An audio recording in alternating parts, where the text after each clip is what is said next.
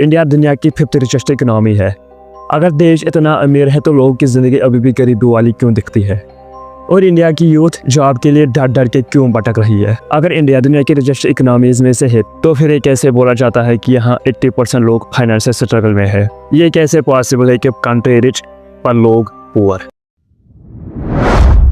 सबसे पहला reason, India rich तब दिखती है जब हम जीडीपी देखते हैं। जीडीपी का मतलब पूरे देश में एक साल में कितना पैसा घूमा, लेकिन जीडीपी का मतलब ये नहीं कि वो पैसा आम लोगों तक पहुंचता है या नहीं।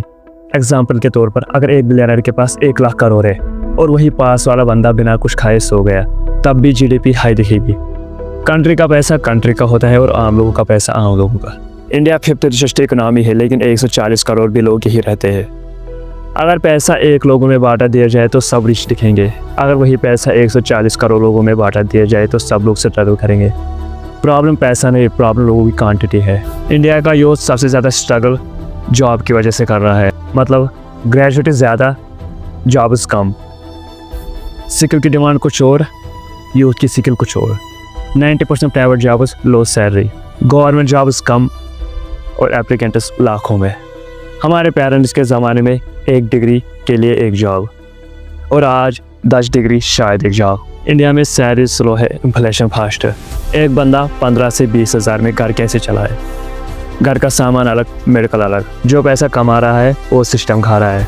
इंडिया में रिच लोग और रिच होते जा रहे हैं और गरीब लोग और गरीब होते जा रहे हैं। टॉप 1% के पास देश का 40% पैसा है और बॉटम 50% के पास सिर्फ 3 या 4% पैसा है। इंडिया रिच है, लेकिन देश का आधा पैसा कुछ लोगों के पास है। हमारे स्कूल में money, success, business, finance, tax, nothing is dart.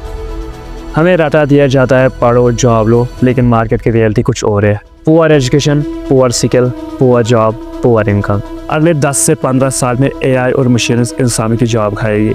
Indian youth और गरीब हो जाएगा, क्योंकि एक बिजनेसमैन एआई और मशीन से ही काम चलाएगा।